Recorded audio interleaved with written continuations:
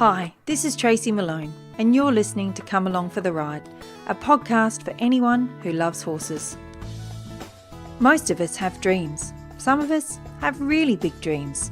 How many of us actually make our dreams come true? And furthermore, how many of us can say we were the first at something? Today you'll hear from Kirsty Hagger of Willowvale Spanish Mustangs, who decided that she would be the first ever person, and so far the only person, to import this critically endangered breed to the Southern Hemisphere. This is not only an incredible story about a woman who brought the first ever Spanish Mustang horses to Australia and is thus far still the only breeder here. It's also a story of transition from traditional dominant methods of horse training to natural horsemanship, then to a very gentle way of training and being with horses where relationship and choice are paramount. If you take a look at the picture for this podcast, you'll see I'm there with my mare Gypsy, who is a part-bred Spanish Mustang out of Neosho, Kirsty's stallion, and her mother is a stock horse. I've had Gypsy and her mother Kiowa since Gypsy was 9 months old. I have 4 horses, and when I asked a photographer to come and take photos for the cover of this podcast, I thought that Gypsy's mother Kiowa would be the cover shot as she's so photogenic. Little did I know that Gypsy had other plans. She brought herself into position for the photo and proceeded to stare straight into the camera and gave us the shot we were after. It seemed she had her own plans to get her face and the Spanish Mustang breed known. So it seemed only fitting that the first ever podcast would be about this beautiful breed and Kirsty, who was the first person to bring them to our shores. Thanks for coming along for the ride with me as I speak with Kirsty about her passion and dedication to the Spanish Mustang breed.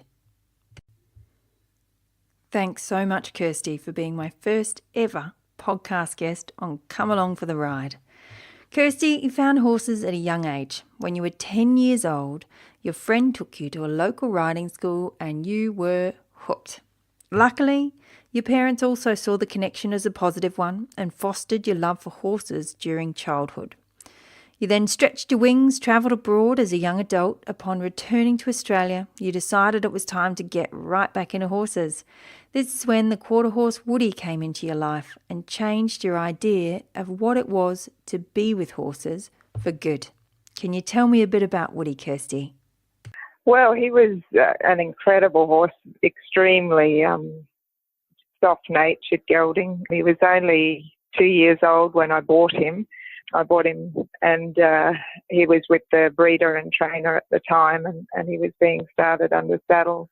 And I got him when he was about 2.5, and we just spent, because I'd been out of horses for a few years while I was travelling, so I was just desperate to get back into having that bond with a horse again, and he was incredible. We'd, play in the paddock. I'd sleep with him in the paddock, and we formed a beautiful relationship. I didn't know, I was still fairly traditional in what I was doing when he came into my life. And the trainer had told me that he was okay to ride at that age, just lightly. So we were doing just light trail rides. And when we were out one day, he jumped a log and clipped the log with his back foot and fractured his pedal bone through to the joint. So the riding was out of the question. So I treated him herbally, and over a year he came back to full soundness again. And during that time, it gave me the chance to look deeper than riding and spend that time playing and finding different ways to stimulate him outside of just work. So that was the introduction to that. He was just easy. He was always easy to do everything with. And we did go back to riding. And I just got to a level from that where I started rescuing and retraining problem horses then. Did the time you spent out of the saddle with Woody, forming that relationship, have a positive impact once you were back in the saddle on the way he responded to you while you were riding at all? Yes, he was always just that really kind-natured horse. He'd never do anything to harm you. But, yeah, I think it shifted me a lot as well, in just being a lot more mindful of his welfare, of course, after what had happened and what what worked for him as well as for me. It was more about the partnership then, not just about, okay, I want to go for a ride. That was when I first wanted it to be about both of us, and him to have a say in when we do stuff, and it to be a mutual thing.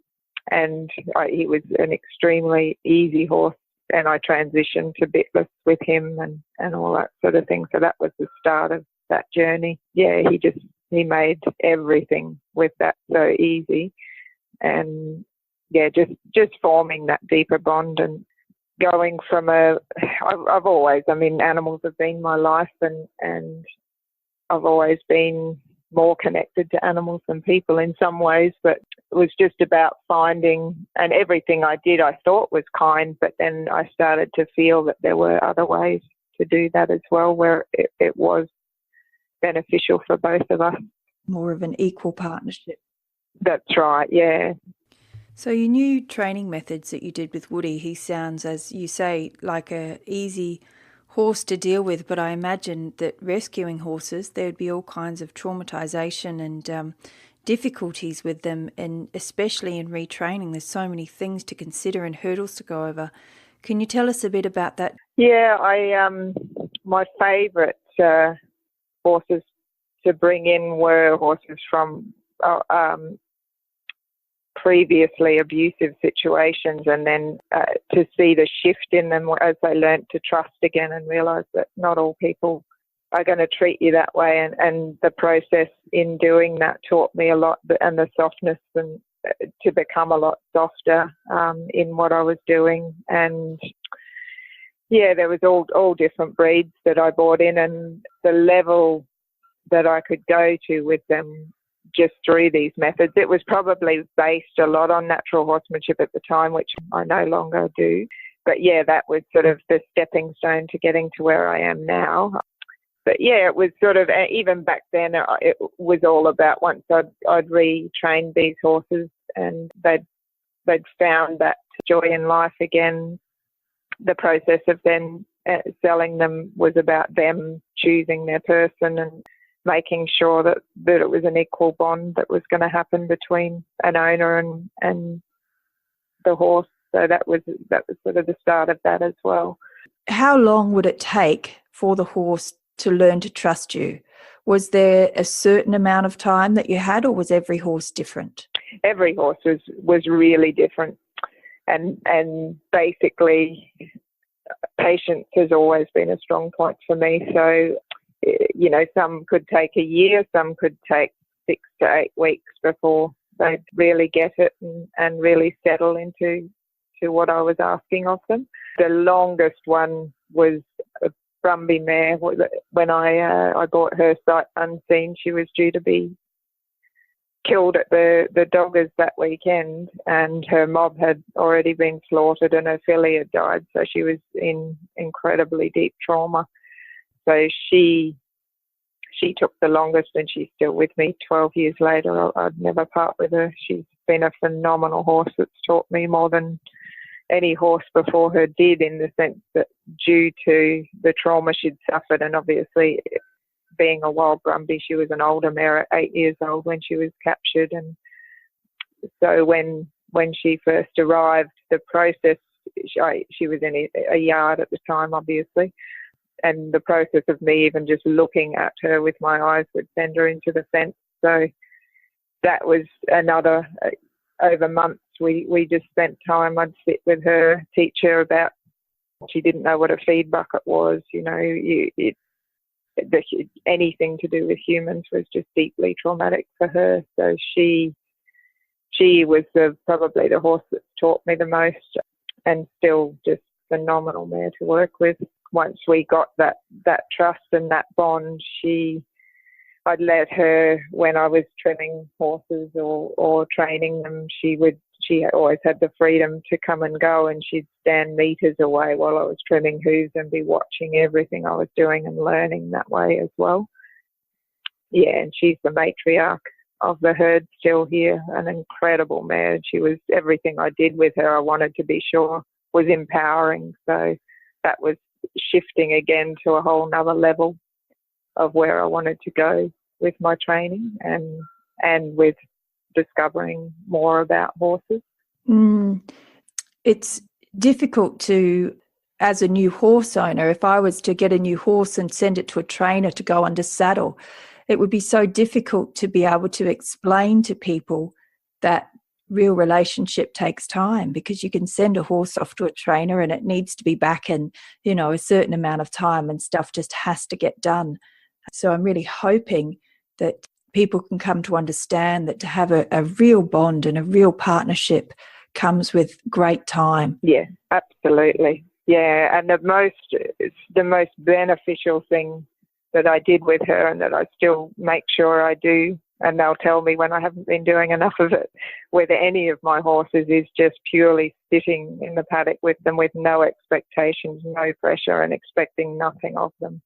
That's when that greatest bond is formed, and that is more valuable than any training you can ever do.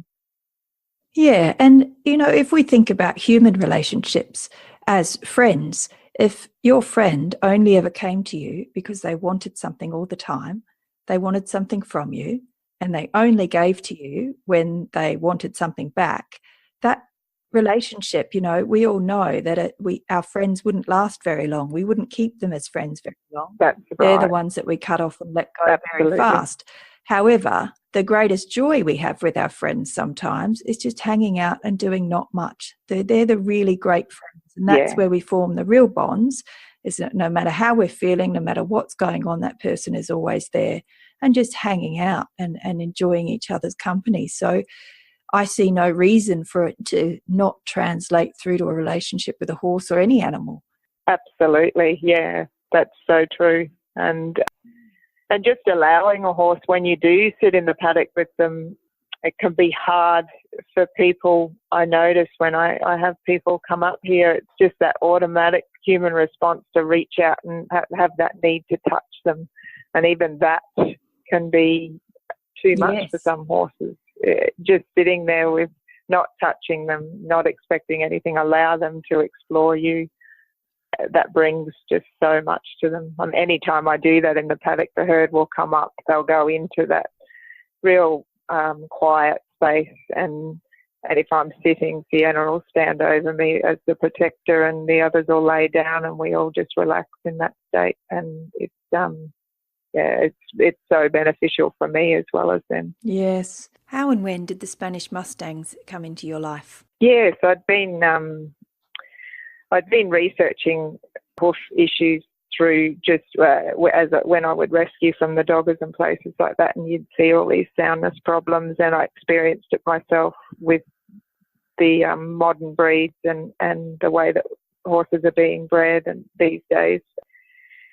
So I had a great passion in learning more about barefoot trimming, and there weren't many people I could find in Queensland at the time that I could learn from. So I flew to the USA. I had already been, about 2006 is when I had started. I thought about, I wonder what breed is out there that hasn't been tampered with by humans so much and doesn't have all these issues that you see these days. And that's how I stumbled across the Spanish Mustang, and I researched them for years. Their bone structure is different. Their hooves are incredible, very different to modern horses. And so I signed up for this Pete Ramey clinic and a Jamie Jackson clinic in the USA, and flew. That was being held at the Pete Ramey one was in Rainbow's End Farm, and Sharon Slough is she was a Spanish Mustang breeder at the time and had quite a few of them there. So it was a wonderful opportunity to finally get time to spend with these horses and to do this clinic and learn more about the hooves from some of the best people in the world at the time. So when I flew out there, and Sharon was very kind to put me up for the time, and just meeting and seeing these horses, that was it for me. The passion was already there, but just seeing them in person and feeling how different they are to the modern breed. And what was it that was different? Can you talk me through that first moment when you were introduced in person? What was that like? I remember we went into a paddock and there was 8 young geldings and colts, and they all came galloping over and made a circle around us. And, you know, they're all just wanting that attention. It's not about, there was no having to go and find them. They were right there. And one in particular, he came out of the herd and he was licking me, and just that connection on an energetic level I felt immediately with him. He was a beautiful, beautiful little horse, and I spent quite a bit of time with him and did a bit of work with him, and training with him felt different as well. You'd do something and he just got it, and you'd progress it, and he just would get everything so quickly. He hadn't had a great deal of handling, I don't think, at the time, but he was, the difference was there straight away in that feeling. And each day I'd get up and I'd step outside, and he'd be standing alone in the corner of the paddock just staring at the room that I was staying in. So any time I could, I went and spent a bit of time with him, and that they will just lock on to a person like that. They're known to choose their person in that way. Still with Sharon now, and he's one of their main riding horses there. But that was the first introduction for me, and that was it basically. It was the obsession began. How sure of yourself do you have to be to work with this breed? Horses in general are wonderful for therapy for all they can teach you, but these guys demand it from you. You have to know who you are. If anything inside you that you haven't yet dealt with, they'll bring that out, and you will have to face it. So they're not a push button horse. They're not a horse that you can go in and go, and as you know, in the modern breeds, they're bred to be a lot more relaxed and complacent with what we ask of them. But these guys, they're more interactive than any horse I've ever come across. When I step outside, you're surrounded by them all the time. They need that interaction, but they will. I've learnt more about myself in the years I've been with them because they demand that of you. That's just very much who they are. And it can be difficult for a lot of people. If you want a horse, you know, you can just jump on, go for a ride and then put back in the paddock. They're not ideal for that. Yeah, but the journey that you go on with them, and I've seen that with so many people, in the sense that once you have one in your life, you'll never go back. The strength of them is quite phenomenal in that way. And it might be said that the strength of them and this knowingness is because they are a critically endangered breed, and maybe they have the DNA memory back to their roots. Can you tell me a bit about the origin of the breed? Yes, so in 1493, they were brought back to the New World.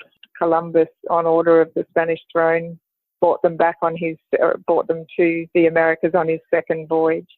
There were breeding farms set up in the Caribbean and Mexico, and it was all prize Spanish stock that was brought over there to establish these breeding farms. And some of the stock from these breeding programs were placed with Christianized Indians, and the Apache never succumbed to the order of the church over there, and they would go down south and pillage the stock, and it was them that was mainly responsible for spreading the Spanish Mustangs or up further north, and through trading with other tribes, they also were spread further across and right up to the top of the Americas. But they did, obviously, during battles and various things like that, they would escape, and so way back then, they numbered hundreds of thousands of horses in the wild as well. And they were considered some of the finest horses in the world at the time. Extremely tough, hardy animals, and the cavalry couldn't catch the Indians due to these horses. They would go day and night without faltering. The endurance of them is just phenomenal.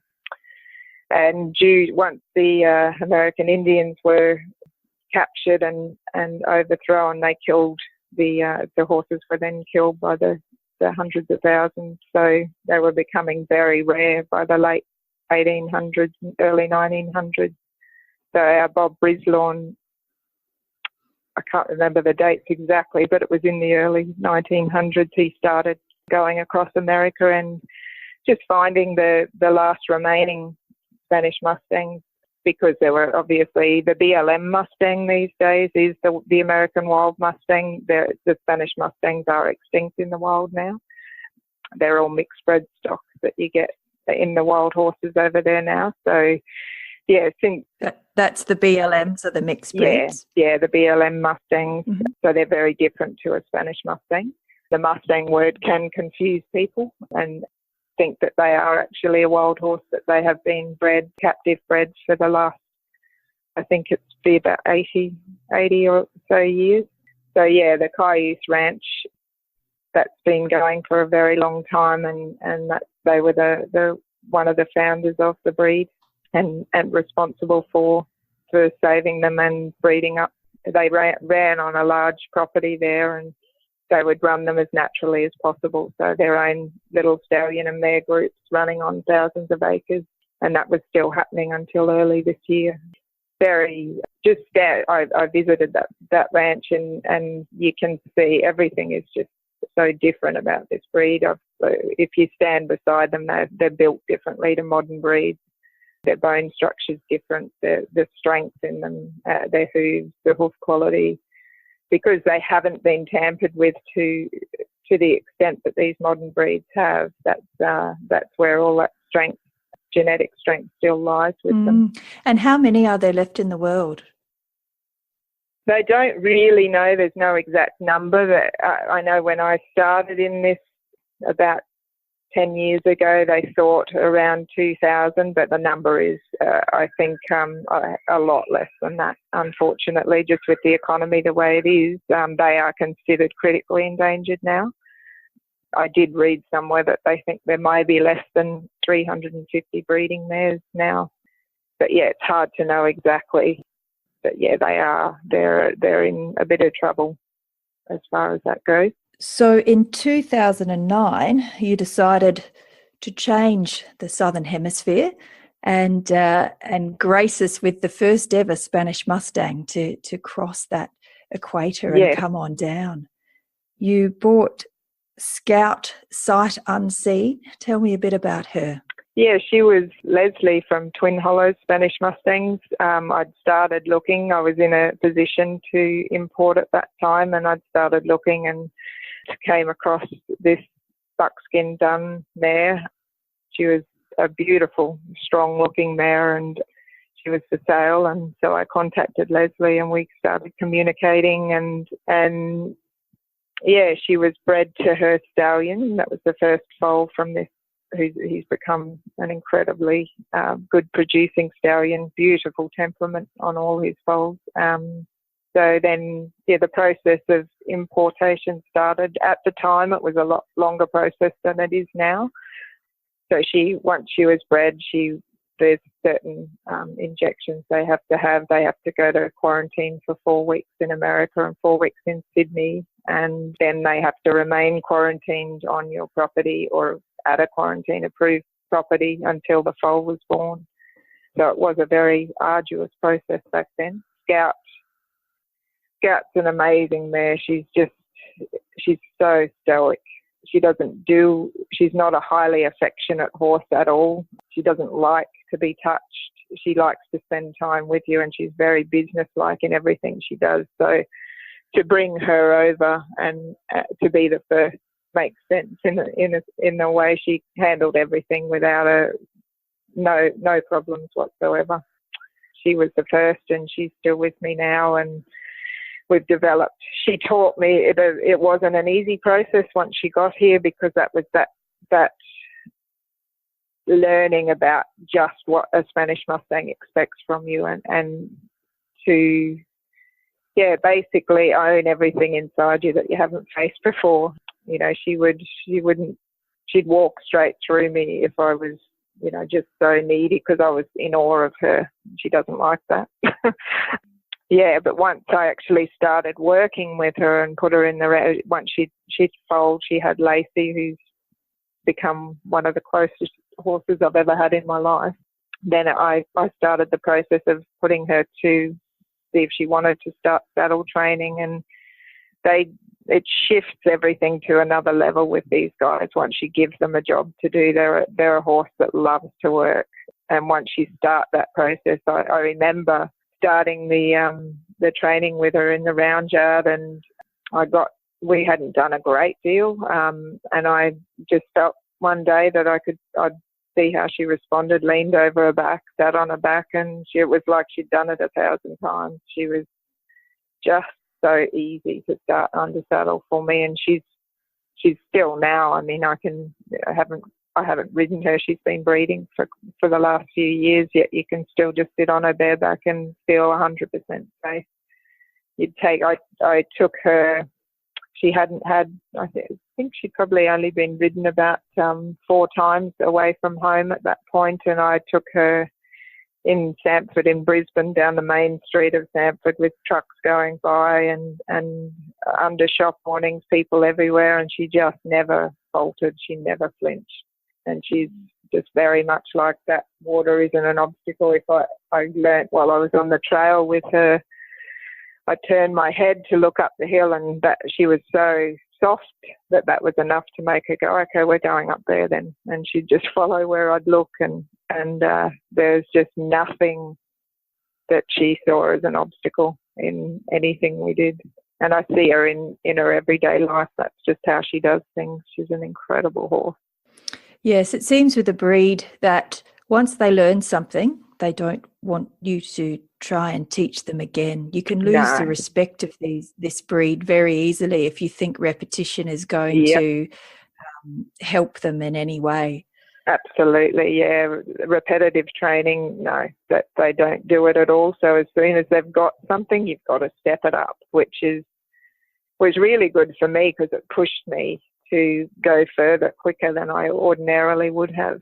And also to train in an entirely positive way. If you want to use dominance or force on these guys, you will never win. They'll fight you to the end. They're a battle horse, and if you want a battle, they know it better than anyone. Absolutely, yeah. So, I mean, with my stallion, I've never known him to be anything but soft or gentle with me, but I heard stories when he was brought out here that they had dramas with him and big dramas, and I've just never seen that side to him because anything I ask of him, he'll do at liberty, or because of where it comes from. If you approached him and you want to dominate him and you want to win with him, then no, you'll get a different horse. But if you approach him just from a respect level, he's just incredible, an incredible animal. And so there's 2 things there to really think about with this breed. You know, you say they learn fast and they will push you to go further and faster than you thought you could go in your training. However, if you don't lay the foundation first and build the relationship, you won't get anywhere with them to start with. So you have to spend a lot of time doing nothing other than building relationship, laying the foundation, and then when they're ready and the relationship is ready, you know, it goes so much faster. So you take the time it takes at the start and you reap the reward later in spades. Absolutely. That's right. Yeah. And it's, I find that process just to be so beneficial for people as well, because our lives are so busy these days. We rarely take that time to just stop and be still. And these guys will demand it. I mean, I've had issues in my training with them, and I'll think, why is this coming up? Lacey, for instance, when we were out walking, she just kept stopping and she wouldn't move, and I picked up, but what is it that's going on? How can I get through this? And I realised it was, as we were walking, any time I'd go into I should do this, or we should do that, and next week I'll do this, and I wasn't in that moment with her. I wasn't fully present with her. She'd stop. So it's those sorts of things that they want you to be there 100%. That mindfulness, that sort of thing is amazing, and how much you'll shift if you don't be goal oriented, but just be there with them. And yeah, which that in itself can be a difficult thing for a lot of people. But they do so much better when you are present, fully present with them. And in 2010, you made the trip back to America. Yes. I'd had Scout and Lacey in my life, and I guess it's something just shifted in me, and I made the decision that this breed was it for me. And I would fly over there and travel across America and look for a stallion. Due to them being so endangered, I'd have to travel a long way between the farms to find. I wanted to have a look and spend time with as many as I could. So I flew over and started in New Mexico, and at the little Cayuse Ranch, met some amazing people there, the most welcoming, beautiful people. And the first horse I laid my eyes on was Greyfeather. Not the stallion that I was wanting. She was a 3-year-old mare, but just the most exquisite horse I'd ever seen. So I made a decision that if they would part with her, that I'd like to buy her. And so I did that. And then we started the journey north and all the way up through Colorado into Wyoming. And that's when I finally got to the Cayuse Ranch, which was the birthplace of the breed, the founders of the breed. And I got to spend time with Josie, and she took me into there was a 600-acre paddock with 17 stallions running in it. They were all running together, and which is an amazing thing to witness in itself. So we drove in there, and I got out of the truck, and over the hill came these 4 younger stallions with a older Gruya stallion behind them, and that was Neosho. And he came down and stood beside me, and he was an unhandled 7-year-old stallion at that point.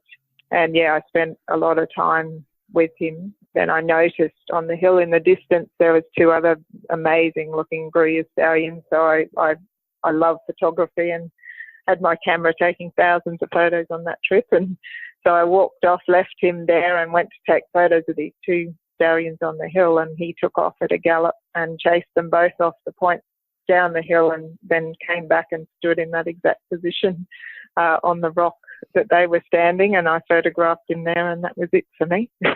So yes, and then it was the process of, because he was unhandled, getting him to a level where he could handle quarantine and flying over on a plane and all the rest of it. So it was a long process in getting him here, but he spent quite a few months at Free Horse Farm in America, and he was trained beautifully by the lady there, and he still retains everything that she's taught him. He's incredibly soft with all that.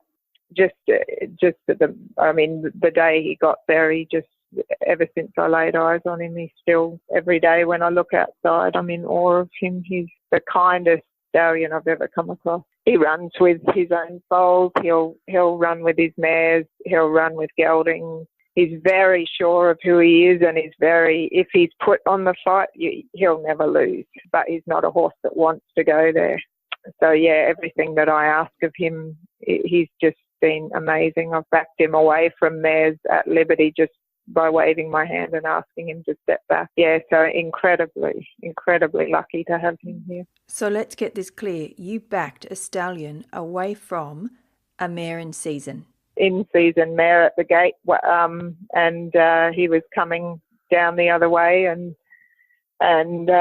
she was standing there for him, and I just asked him with the Liberty work we were doing, I said, no, sorry, mate, need to step back, and he works so incredibly beautiful off energy and body language.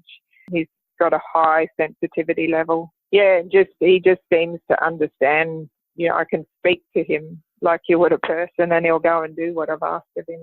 He just blows my mind still to this day. So he passes that strength that he's got to all his foals. They're very, very sure of who they are. Incredibly strong animals.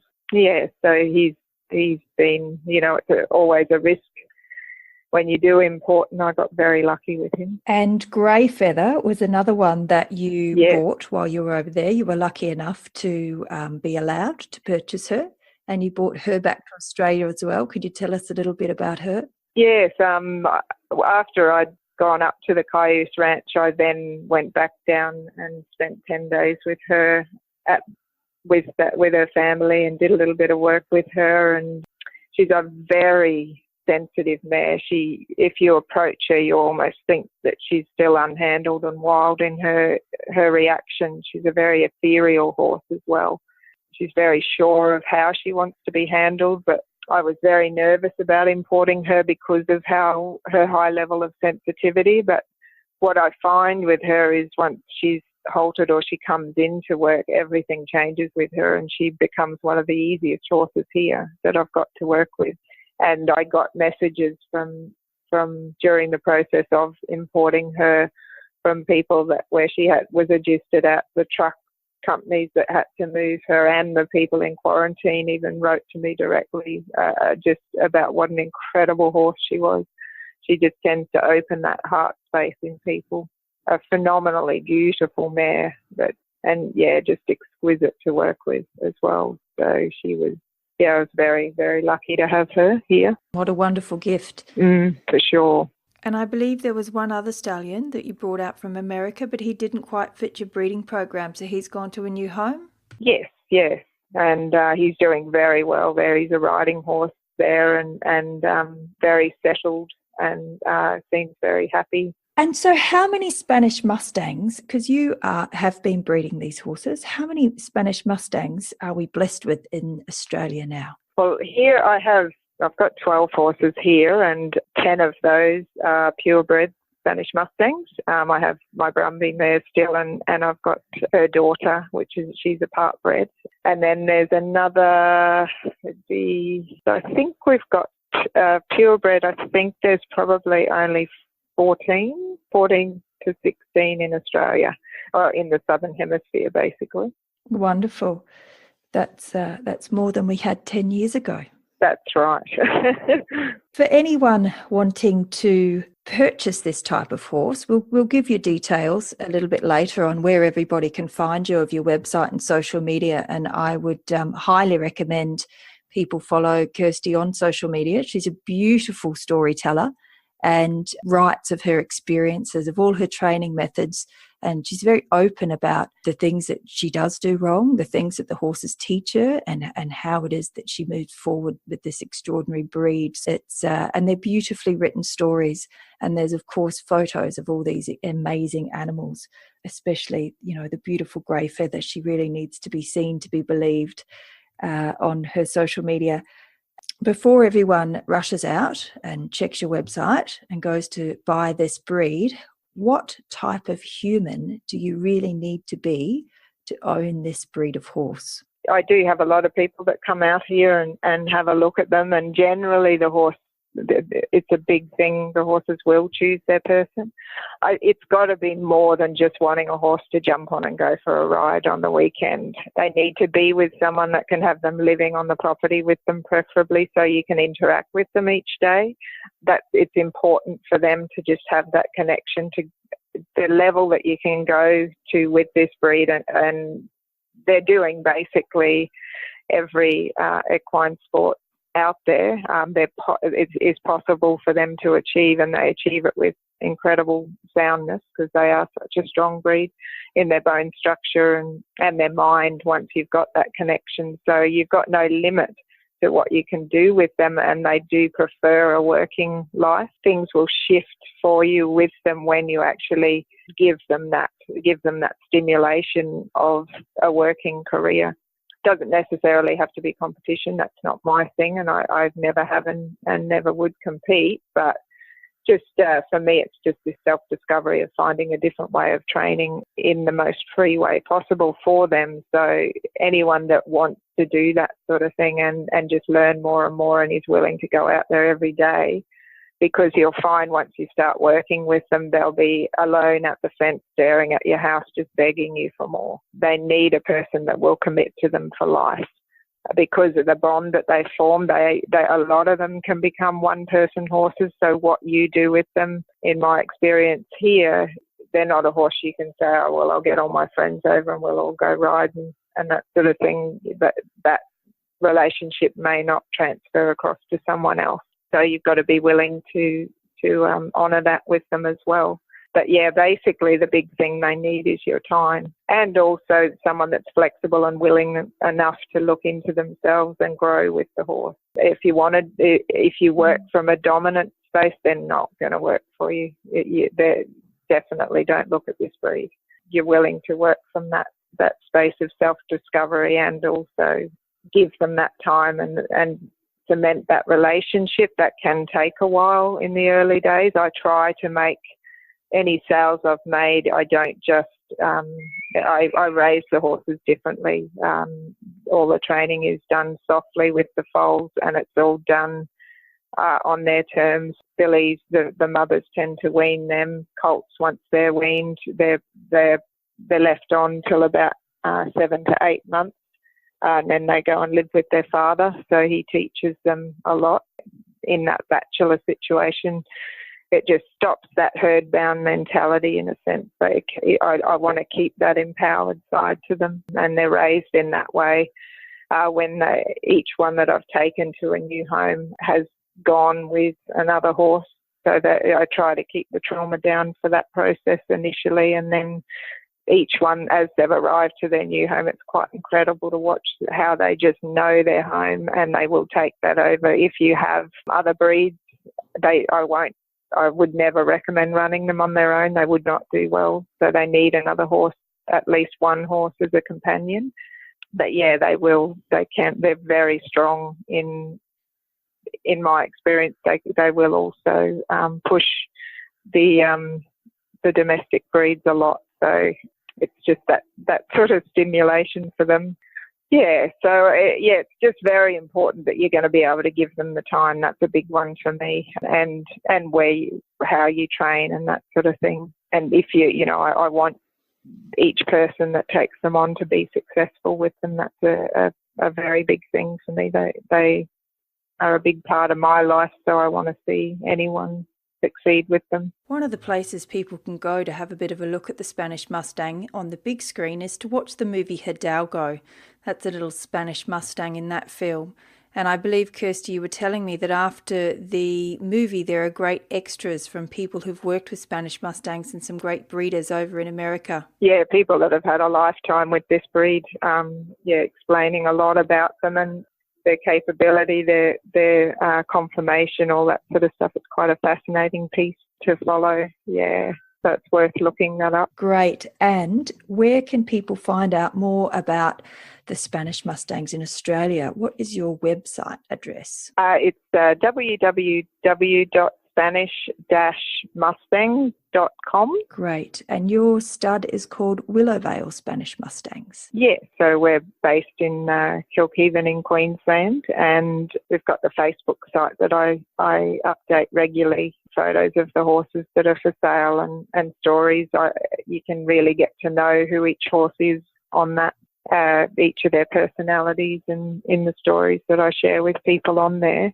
So yeah, follow us on there if you want to get to know a bit more about the breed and how they think and how I work with them. And that's Willowvale Spanish Mustangs in Facebook? Yes, yeah. So there's a link to that on the website. You can just follow that. You don't need to be on Facebook to read that page. You can still read all the stories on there without having a Facebook account. Wonderful. And do you have any horses for sale at the moment? Yes, I do actually. A very special filly. She'll be 2 in June. She's out of Grey Feather and Neosho. Very Grey Feather sort of.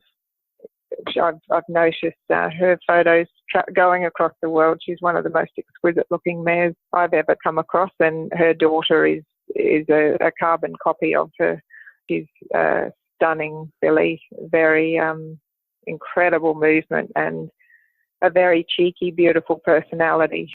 I was going to retain her here, but getting to know her over the last 18 months, she's a horse that just is crying out for that one-on-one daily work, and so I need to let her go to give her that. So yeah, it's a very unique opportunity to she's a Gruyere mare, which is a black dun, beautiful, beautiful filly. So yeah, she's currently for sale, and we've been lucky enough with 3 lovely colts this breeding season, all Gruyere, and they're all by Neosho, incredible temperaments, and one of them is out of our Brumby mare, so he's a Brumby Spanish Mustang cross, and that cross has been an incredible one.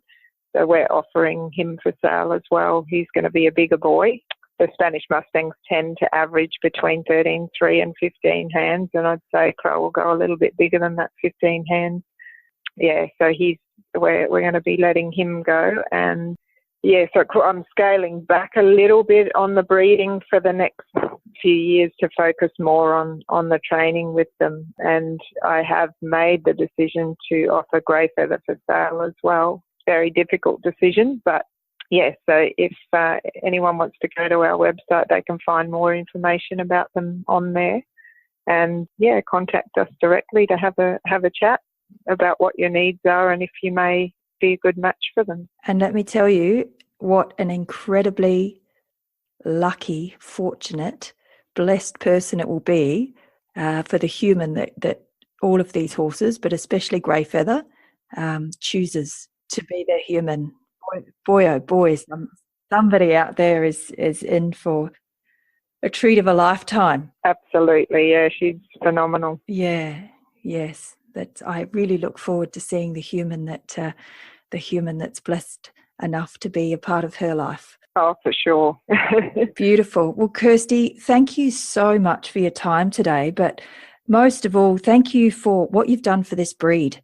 Like I said, a lot of us have big ideas and a lot of us would like to do more, but you have taken this on as your passion and your life work to bring this breed over the equator down to the southern hemisphere and keep it going. So thanks for all that you've done, and I really look forward to seeing where this all goes for you in the years to come. And once I start my horse Gypsy, you can follow Kirsty and I. Kirsty will be training my horse Gypsy, or helping me train my horse Gypsy. And so I will actually be putting all of that up on YouTube, and you'll be able to follow our journey as you can come along for the ride and see how it's done from start to finish. But once again, Kirsty, thank you so much for your time. It's been wonderful to have you here today. Oh, my pleasure, Tracy, and thank you so much for all your support and time as well. It's wonderful. Isn't she amazing? She has such a wealth of knowledge and is such a brave and wonderful human who's given so much of her life to horses. Did you hear the call from a horse during the podcast? That was Kirsty's Spanish Mustang Lacey, who's Scout's daughter, outside Kirsty's door calling for attention. These things I could edit out, but it was just too fantastic, so I left it there, and I hope you heard it. And if you didn't, go back and have another listen and see if you can hear it then. You will find links to Kirsty's website and social media on the blog of my website, comealongfortheride.com.au. If you enjoyed this episode and would like to join me on my mission of making the world a better place for horses, please go to iTunes and give us a 5-star review. It helps us climb up the rankings and will help to get the message out there. This is a big mission with a wonderful message, and it needs your help. You can also share us on social media. Tell all your friends about us and ask them to join us on our mission as well. You will find all of the links to our social media on our website, comealongfortheride.com.au. Thanks for listening, and I'll catch you next time on Come Along for the Ride.